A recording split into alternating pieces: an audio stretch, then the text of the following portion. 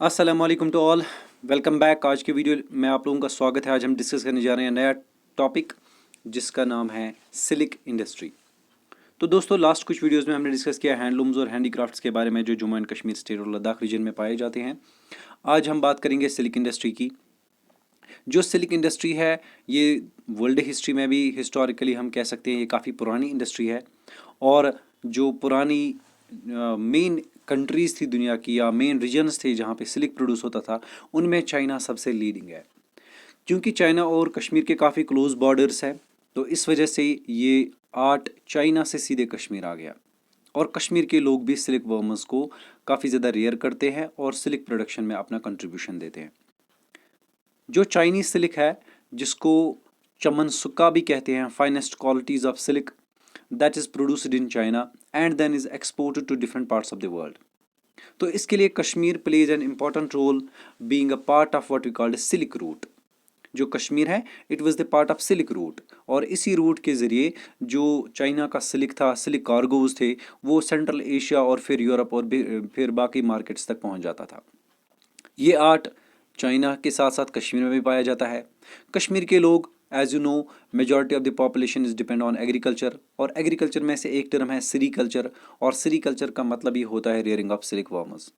तो सिल्क वर्मस को पालने का और उनसे जो सिल्क प्रोड्यूस किया जाता है वो आर्ट ये कश्मीर के लोग अच्छे से जानते हैं। तो आज अगर बात करेंगे सबसे बड़ी इंडस्ट्रीज़ की जम्मू एंड कश्मीर की, उनमें से सिल्क इंडस्ट्री अपने आप में एक यूनिक पोजीशन पे है, यानी इसकी एक अपने आप में एक खास इंपॉर्टेंस है। यहाँ पे भी सिल्क कोन्स को सिल्क में कन्वर्ट किया जाता है, सिल्क वर्म्स को पाला जाता है। तो सिल्क वर्म्स को पालने का एक तरीका है जो कश्मीर के लोग अच्छे से जानते हैं। यहाँ पे मलबेरी ट्री खासी तादाद में पाए जाते हैं, और मलबेरी ट्री से जो लीव्स होते हैं उन्हीं पे सरवाइव करते हैं ये सिल्क वर्म्स। तो फिर कोकून छोड़ने के बाद उनको कन्वर्ट किया जाता है इनटू सिल्क थ्रेड, और सिल्क थ्रेड के बाद इसको बनता है क्लॉथ। इस तरह से बहुत सारे लोग जम्मू एंड कश्मीर स्टेट में इस सिल्क इंडस्ट्री से रिलेटेड है और अपना रोज़गार वो कमा लेते हैं। इसकी काफ़ी सारी हम कहेंगे डेवलपमेंट के चांसेस भी बहुत है। हालांकि जो डोगरा टाइम था या जो उससे पहले रूलर्स थे उन्होंने ज़्यादा प्रमोशन नहीं किया, सुल्तान ज़ैनुल आबदीन को छोड़कर, जिन्होंने इस पे काफ़ी फोकस किया। हालांकि अफ़गान जब रूल कर रहे थे यहाँ पे ऑलमोस्ट 65 ईयर्स तक, तो उन्होंने सिल्क इंडस्ट्री पे थोड़ा फोकस किया, क्योंकि उनका जो मार्केट था, जो अफ़गान के टाइम पे यहाँ का मार्केट था वो काफ़ी वास्ट था, और उस टाइम पे सिल्क की काफ़ी डिमांड थी। इस वजह से सिल्क जो यहाँ पे प्रोड्यूस होता था वो दुनिया के डिफरेंट कॉर्नर्स में पहुँच जाता था, including Europe and middle east. तो आज की बात करेंगे तो काफ़ी बड़ी दो सिल्क फैक्ट्रीज़ है जो एक यूनियन टेरिटरी, हम कहेंगे union territory of Jammu and Kashmir में। एक है रामबाग एरिया में जो कि श्रीनगर में है, और दूसरी है जो जिसको हम temple state of J&K state कहते हैं, वो है जम्मू। यानी एक सिल्क फैक्ट्री जो रामबाग में है यानी श्रीनगर में, और दूसरी है जम्मू में। जो पहली रामबाग की सिल्क फैक्ट्री थी ये इस्टेब्लिश की गई है 1897 में, और उस टाइम पे जो रूलर था दैट वाज महाराजा रणबीर सिंह। तो महाराजा रणबीर सिंह के टाइम पे ये सिल्क इंडस्ट्री काफ़ी फ्लोरिश हो गई, और जो सिल्क वीवर्स थे या जो सिल्क प्रोड्यूसर्स थे उन पे काफ़ी ज़्यादा प्रमोशन मिला उनके टाइम पे, उनको बहुत ज़्यादा हेल्प मिली ताकि इस सिल्क जो ट्रेडिशनल क्राफ्ट है जे.एंड.के स्टेट का, इसको सरवाइव किया जाए और इसको रिवाइवल के साथ साथ प्रमोट भी किया जाए। तो इस तरह से जो रामबाग की सिल्क फैक्ट्री थी वो अपने टाइम पे यानी 1897 में दुनिया की सबसे बड़ी सिल्क फैक्ट्री थी। हालांकि उस टाइम पे चाइना में भी प्रोड्यूस होता था, लेकिन सबसे बड़ी फैक्ट्री यहाँ पे प्रोड्यूस की गई। वही एक फैक्ट्री है जो यहाँ पे इस वक्त सर्वाइव कर रही है। हालांकि अभी वो रूइंस में है, ज़्यादा प्रमोशन में नहीं है, ज़्यादा फोकस नहीं जा रहा उस पर, क्योंकि काफ़ी सारे लोग इसको छोड़ चुके हैं। लेकिन फिर भी जो फार फ्लंग एरियाज़ है, विलेज एरियाज़ है, वहाँ पे सिल्क के साथ अभी भी लोग जुड़े हैं। चलिए देखते हैं कैसे। आपके सामने एक पिक्चर है जिसमें आप देखेंगे वाइट के कुछ पिपल जैसे, पल्प जैसे, तो हम इनको बोलते हैं सिल्क कोकून्स। यही वो सिल्क कोकून्स हैं जो प्रोड्यूस किया करते हैं सिल्क वर्म्स।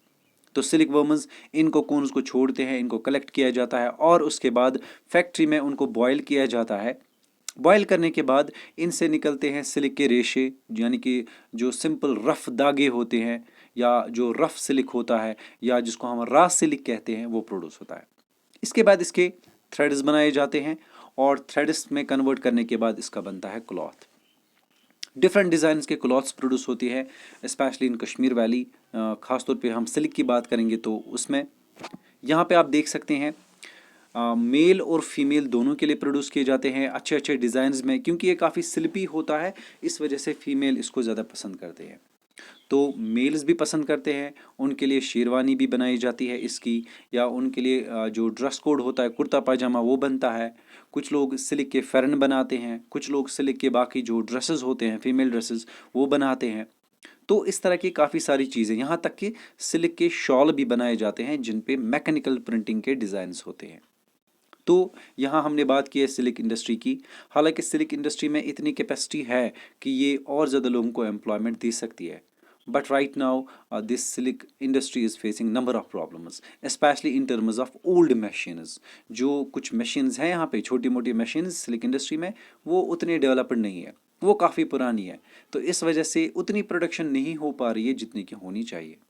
साथ ही में जो लोग हैं उन्होंने भी इस क्राफ्ट को छोड़ा है, क्योंकि उनको वो जो मुआवजा है, उनको जो वो पैसा है जो वो डिज़र्व करते हैं वो नहीं मिलता है जो वो डिज़र्व करते हैं। That's why most of the people have left this art, but still this is continue, this process is continued here since the times immemorial we can say, and it can flourish if it would be promoted by the government as well as by the people. Next जो हमारी industry है that is forest based industry. तो दोस्तों forest based industry हम उसको बोलते हैं जिसका रॉ मटेरियल फॉरेस्ट से आता है। क्योंकि फॉरेस्ट ऑफ जम्मू कश्मीर लद्दाख ये काफ़ी सपोर्ट करते हैं काफ़ी सारी इंडस्ट्रीज़ को, जिनमें पेपर है, जिनमें स्पोर्ट्स गुड्स है, फर्नीचर है, ज्वेलरी मिल्स है, इन सारी इंडस्ट्रीज़ को ये रॉ मटेरियल सप्लाई करते हैं। तो इस काम के साथ भी काफ़ी सारे लोग रिलेटेड है, इस काम से भी लोग काफ़ी सारे लोग अर्न करते हैं। तो बहुत सी चीज़ें बनती हैं फॉरेस्ट के जो गुड्स आते हैं, ख़ास तौर पे उनमें मेडिसिनल प्लांट्स आते हैं, उनमें हर्ब्स आते हैं, वहाँ से टिम्बर भी है या वुड है। तो इन सब चीज़ों के साथ काफ़ी सारे लोग एंगेज्ड है, जिनमें लेबर से लेकर आर्टिजन से लेकर मालिक तक की बात करेंगे तो बहुत सारे लोग अर्न करते हैं। यहाँ पे कुछ गवर्नमेंट ने इस्टेब्लिश की है ज्वेलरी मिल्स, जिनमें एक पामपुर में है और दूसरी है बरी ब्राह्मणा जम्मू में। तो यहाँ पे प्रोड्यूस होती है डिफरेंट चीज़ें, ख़ास तौर पे जो हमने बात की है जैसे बेड होता है, चेयर्स होती है या ट्राइज बनती है, या इसके अलावा जो फर्नीचर में जितनी भी चीज़ें आती है वो सब होता है, या कंस्ट्रक्शन मटेरियल में जो आती है खिड़कियाँ दरवाजे, या इसके अलावा जो बैट होते हैं या क्रिकेट या स्पोर्ट्स गुड्स होते हैं वो भी यहाँ पे बनाए जाते हैं। तो स्पोर्ट्स गुड्स की बात करेंगे तो एक स्पोर्ट्स गुड इंडस्ट्री बनाई गई है मीरान साहब जम्मू में, और दूसरी है डिस्ट्रिक्ट अनंतनाग जो कि कश्मीर में है। यहाँ पे स्पोर्ट्स के गुड्स बनते हैं, ख़ासतौर पे जो क्रिकेट बैट्स होते हैं या स्टम्प्स होती हैं या बैल्स होते हैं, इस तरह की चीज़ें बनती है, साथ में हॉकी स्टिक्स। तो कश्मीर इसके लिए काफ़ी फेमस है, ख़ासतौर पे पामपोर एरिया, और ख़ासतौर पे साउथ कश्मीर है, वहाँ पे ये सारे जो हम कहेंगे गुड्स प्रोड्यूस होते हैं। आपके सामने पिक्चर है जो आपको दिखा रही है bat making in Kashmir valley. You can see here, so number of people are earning their livelihood through this art and it's very famous specially in south Kashmir. तो डिफरेंट क्वालिटीज़ के बैट यहाँ पे मिलते हैं, हालांकि इंटरनेशनल लेवल पे कम ही use होते हैं, लेकिन फिर भी जो लोकल लेवल पे लोकल क्रिकेट होते हैं जो ऑर्गेनाइज की जाती है, जिस तरह के टूर्नामेंट्स बनाए जाते हैं, तो उनमें ये बैट्स का काफ़ी इस्तेमाल होता है। तो कश्मीर के जो ख़ासतौर पे कश्मीर के जो लोग हैं, जो क्रिकेटर्स हैं, जो यंगस्टर्स हैं, वो यूजुअली अपने ही बैट यूज़ करते हैं, यानी जो यहाँ पे बनते हैं। तो इसके बाद हमारे पास है एग्रो बेस्ड इंडस्ट्री। जैसा मैंने पहले भी कहा है, जो जम्मू एंड कश्मीर स्टेट है ये एग्रेरियन कंट्री है, और यहाँ पे ज़्यादातर लोग एग्रीकल्चर से ही अर्न करते हैं। हालांकि काफ़ी सारे लोग जॉब भी करते हैं, बिजनेस भी करते हैं, शॉपकीपरिंग भी करते हैं, या लेबर एक्टिविटीज़ में इन्वॉल्व है, या आर्टिजनल एक्टिविटीज़ में इन्वॉल्व है, लेकिन फिर भी ज़्यादातर लोगों का काम एग्रीकल्चर ही है, क्योंकि ज़्यादातर पॉपुलेशन हमें मिलती है कंट्री साइड विलेजेस या टाउन्स में। तो जहाँ पे अभी भी लोग एग्रीकल्चर से रिलेटेड है। अगर बात करेंगे क्रॉप्स की, तो काफ़ी सारे क्रॉप्स यहाँ पे प्रोड्यूस होते हैं, जिनमें पैडी, जिसको हम राइस कल्टीवेशन कहते हैं, या फूड ग्रेन्स में पैडी सबसे नंबर 1 है, क्योंकि स्टेपल फूड है कश्मीर के लोगों का, खासतौर पे जम्मू कश्मीर और लद्दाख तीनों रीजन्स का। पैडी के साथ साथ यहाँ पे मेज़ यानी मक्की या वीट ये भी प्रोड्यूस होता है। इसके अलावा काफ़ी सारे फ्रूट्स और वेजिटेबल्स भी प्रोड्यूस होते हैं। तो पहली बार जो मॉडर्न राइस प्लांट था ये एस्टैब्लिश किया गया था लथपुरा पुलवामा में इन 1981। बात करेंगे हॉर्टिकल्चर की। हॉर्टिकल्चर यानी production of what we called fruits. तो ये एक इम्पॉर्टेंट सेक्टर बन चुका है आज के जम्मू एंड कश्मीर स्टेट का, क्योंकि काफ़ी सारे लोगों ने अपनी लैंड्स को कन्वर्ट किया इनटू ऑर्चर्ड्स। ऑर्चर्ड्स हम बोलते हैं उन लैंड्स को जहाँ पे यूजुअली एक ही क्रॉप प्रोड्यूस होता है, खासतौर पे फ्रूट्स। तो फ्रूट्स की बात करेंगे तो बहुत सारे फ्रूट्स यहाँ से प्रोड्यूस होते हैं, जिनका मार्केट न सिर्फ इंडिया में है बल्कि पूरी दुनिया में है, और उनको काफ़ी पसंद भी किया जाता है मार्केट्स में। तो राइस की हम बात कर रहे थे, राइस कल्टीवेशन काफ़ी पुरानी है। डिफरेंट वेराइटीज़ का राइस यहाँ पे प्रोड्यूस होता है, जिनमें एक ब्रांड आता है जो चाइना का था, वहाँ वो यहाँ पे प्रोड्यूस होता है। रशियन ब्रांड यहाँ पे प्रोड्यूस होता है, यानी रशियन सीड्स का इस्तेमाल किया जाता है, चाइनीज़ सीड्स का इस्तेमाल किया जाता है, और यूएसए से आए हुए सीड्स का भी इस्तेमाल किया जाता है। और इस तरह से डिफरेंट वेराइटीज़ के यहाँ पे पैडी क्रॉप्स प्रोड्यूस किए जाते हैं, खासतौर पे बासमती चावल जो कि जम्मू रीजन में ज़्यादा पाया जाता है। बासमती चावल की डिमांड अच्छी खासी है, क्योंकि होटल्स, रेस्टोरेंट्स और साथ में जो यूजुअली वाजवान की एक डिश बनती है जिसको हम पुलाव कहते हैं, वो इसी से बनता है। तो इस तरह से राइस प्रोडक्शन की भी अपनी एक अच्छी खासी डिमांड है।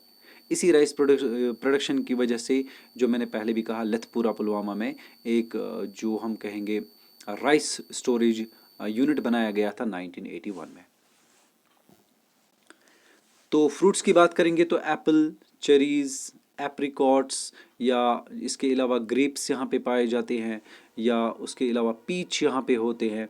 तो और भी बहुत सारी वैरायटीज़ के फ्रूट्स यहाँ पे मिलते हैं या यहाँ पे प्रोड्यूस किए जाते हैं, जिनको बाद में या तो डायरेक्टली मार्केट में बेचा जाता है, या फिर उनको कन्वर्ट करके, उनको फिनिश करके जैम्स में, जूस में, या फिर बेवरेज में प्रोड्यूस किया जाता है। इस तरह के काफ़ी सारे सेंटर्स पाए जाते हैं श्रीनगर में, सोपोर में और बरी ब्रह्मणा जम्मू में। कुछ कोल्ड स्टोरेज यूनिट्स जहाँ पे प्रिजर्व किया जाता है इन सारे फ्रूट्स को, ताकि समर सीज़न में इनको बेचा जा सके, क्योंकि ज़्यादातर हार्वेस्टिंग इनको अक्टूबर नवंबर यानी ऑटमन सीज़न में होती है। तो उनको प्रिजर्व करने के लिए कुछ कोल्ड स्टोरेज यूनिट्स भी बनाए गए हैं, खासतौर पे लस्सीपुरा पुलवामा में, श्रीनगर में और जम्मू में। अब चूंकि गवर्नमेंट ज़्यादा अटेंशन दे रही है फ्रूट ग्रोवर्स के लिए, तो इस वजह से नए कुछ कोल्ड स्टोरेज यूनिट्स भी बनने लगे। तो दोस्तों, यहाँ तक हमने बात की है डिफरेंट फ्रूट्स की। आपके सामने एक पिक्चर है, जो एक फ्रूट सेलर है, आपको कुछ चीज़ें कश्मीर की नज़र आएंगी या जम्मू कश्मीर की नज़र आएंगी। इनमें संतरे जो जम्मू में पाए जाते हैं, जो ग्रेप्स है कश्मीर में पाए जाते हैं, और इसी तरह से काफ़ी सारी चीज़ें हैं जिनमें एप्पल है, पीच है, एप्रिकॉट है, चेरीज़ है, वॉलनट्स है। तो ड्राई फ्रूट्स का भी अच्छा खासा बिजनेस है यहाँ पे, जो यहाँ पे लोकली प्रोड्यूस होते हैं, जिनमें आलमंड होता है, और जो वॉलनट्स होते हैं वो काफ़ी ज़्यादा मशहूर है, जो हम कहेंगे यूजुअली इंटरनेशनल मार्केट में भी और लोकल मार्केट में भी। तो दोस्तों, अब हम बात करेंगे मिनरल बेस्ड इंडस्ट्री की। तो मैंने इनिशियल स्टेज पे ही पहले ही वीडियो लेक्चर में कहा था कि Jammu and Kashmir state is backward in terms of industrialisation because of several reasons. तो उनमें से एक रीज़न मैंने कहा था, जो मिनरल्स यहाँ पे हैं वो काफ़ी कम और काफ़ी लो क्वालिटी के प्रोड्यूस किए जाते हैं। यानी जम्मू एंड कश्मीर स्टेट में मिनरल्स तो है, लेकिन बहुत कम क्वांटिटी में। इंडस्ट्रियलाइजेशन के लिए वो काफ़ी नहीं है। इस वजह से लार्ज स्केल इंडस्ट्रीज यहाँ पे एस्टैब्लिश नहीं हुई है। फिर भी कुछ इंपॉर्टेंट मिनरल्स यहाँ पे पाए जाते हैं, जिनमें लाइमस्टोन है, जिप्सम है, बॉक्साइट है, क्ले है। ये कुछ मेन इंग्रेडिएंट्स है सीमेंट इंडस्ट्री के, यानी सीमेंट इंडस्ट्री में ये काफ़ी काम आते हैं। तो इस तरह से जो सीमेंट इंडस्ट्री या सीमेंट फैक्ट्री बनाई गई है वो काफ़ी सारी जगहों पे मौजूद है, खासतौर पे उन जगहों पे जहाँ पे ये सारे मिनरल्स मिलते हैं, जैसे बारामूला हुआ, अनंतनाग हुआ, रियासी हुआ, बसोली जम्मू हुआ। तो यहाँ पे ये सारी चीज़ें पाई जाती है, और अब सीमेंट फैक्ट्रीज भी बनने लगी है। तो कुछ पब्लिक सेक्टर सीमेंट प्लांट्स भी इस्टेब्लिश किए गए हैं, जिनमें वायुन सीमेंट फैक्ट्री है, पीसीएफ बरी ब्रह्मणा जिसको रन करती है J&K मिनरल्स लिमिटेड, या खरीव सीमेंट फैक्ट्री है जिसको रन करता है J&K सीमेंट्स लिमिटेड। तो ये कुछ सीमेंट फैक्ट्रीज है जो यहाँ पे बनने लगी है और बन चुकी है, और इनका मार्केट भी अच्छा खासा है। इसके अलावा यहाँ पे ब्रिक्स बनती है, दोनों क्वालिटीज़ के, तीनों क्वालिटी के ब्रिक्स मिलती हैं। एक बेक्ड ब्रिक्स जिनको हम बर्न ब्रिक्स कहते हैं, जो रेड कलर की होती है। दूसरे हो गए अनबेक्ड ब्रिक्स, जो यूजुअली मिट्टी के बने होते हैं और पुख्ता नहीं होते हैं। इसी तरह से टाइल्स भी बनते हैं और सीमेंट के ब्रिक्स भी अब बनने लगे हैं। बहुत सारे एंटरप्रेन्योर्स जो सेल्फ डिपेंडेंट होते हैं, जो खुद ही अपना बिजनेस स्टार्ट करते हैं, तो उन्होंने ज़्यादातर जो सीमेंट का काम है वो शुरू किया है, जिनमें वो ब्रिक्स प्रोड्यूस करते हैं, टाइल्स बनाते हैं और रिंग्स बनाते हैं, और इस तरह की काफ़ी सारी जो कंस्ट्रक्शन मटेरियल है उसको प्रोड्यूस करते हैं। तो ब्रिक बनाने के या टाइल फैक्ट्रीज, इनके यूनिट्स काफ़ी सारी जगहों पे मौजूद है यहाँ पे, खासतौर पे कश्मीर वैली की बात करेंगे तो modern industrial centre is fast emerging at Bari Brahmana Jammu. Jammu में बरी ब्रह्मना का जो रीजन है, वहाँ पे इस तरह के जो छोटे मोटे यूनिट्स हैं, इंडस्ट्रीज़ या फैक्ट्रीज़ है, वो काफ़ी तेज़ी से बन रही है, क्योंकि उनकी डिमांड काफ़ी ज़्यादा है मार्केट में। इनको हम बोलते हैं फास्ट मूविंग कंज्यूमर गुड्स, क्योंकि ये जल्दी जल्दी से कंज्यूम होते हैं, क्योंकि कंस्ट्रक्शन आज फास्ट ट्रैक पे हो रही है, बहुत तेज़ी से कंस्ट्रक्शन हो रही है। तो इनमें जितनी भी चीज़ों की ज़रूरत पड़ती है, they are called fast moving consumer goods. तो इसी वजह से ये यूनिट्स यहाँ पे अब बढ़ने लगे हैं। जो सेल्फ एंटरप्रेन्योर्स होते हैं वो अब इन चीज़ों पे फोकस करते हैं, खासतौर पे जो कंस्ट्रक्शन मटेरियल है। तो आपके सामने पिक्चर है जिनको हम बर्न ब्रिक्स कहते हैं, जिसके लिए कश्मीर काफ़ी मशहूर है। रेड कलर की ईंटें होती है, अच्छा खासा मटेरियल अवेलेबल है, इनकी क्वालिटी भी अच्छी होती है और ड्यूरेबिलिटी भी अच्छी होती है। राइट साइड में जो पिक्चर है ये हमें दिखाती है हमाम, यानी जो स्टोन वर्क जिसको हम कहते हैं, ये भी एक आर्ट है और इससे भी काफ़ी लोग एंगेज्ड है। वो लोग भी जो पत्थर निकालते हैं, वो लोग भी जो पत्थरों को फिनिश देते हैं, और वो लोग भी जो पत्थरों को बाद में हमाम के तौर पे कन्वर्ट करते हैं, यानी लगाते हैं। टाइल्स की हमने बात की, तो टाइल्स भी काफ़ी इंपॉर्टेंट है। डिफरेंट डिज़ाइंस के टाइल्स यहाँ पे मिलते हैं, जिनको वॉशरूम्स में या फिर किचन्स में या फिर फ्लोर्स पे या फिर वॉल्स पे लगाने के यूजुअली काम आते हैं, और ये काम भी बहुत सारे लोग करते हैं। तो इस तरह से most of the people are engaged in these arts and crafts, though these are limited in scale, these are small scale, but still people are earning their livelihood through these arts and crafts. तो दोस्तों, अभी तक हमने discuss किया different arts and crafts के बारे में, जिनमें हमने mineral based industry, agro based industry और फॉरेस्ट बेस्ड इंडस्ट्रीज़ के बारे में बात की है। साथ में सिल्क इंडस्ट्री की भी बात की है। अगले वीडियो में हम टूरिज़्म के बारे में बात करेंगे। तब तक के लिए अल्लाह हाफिज़।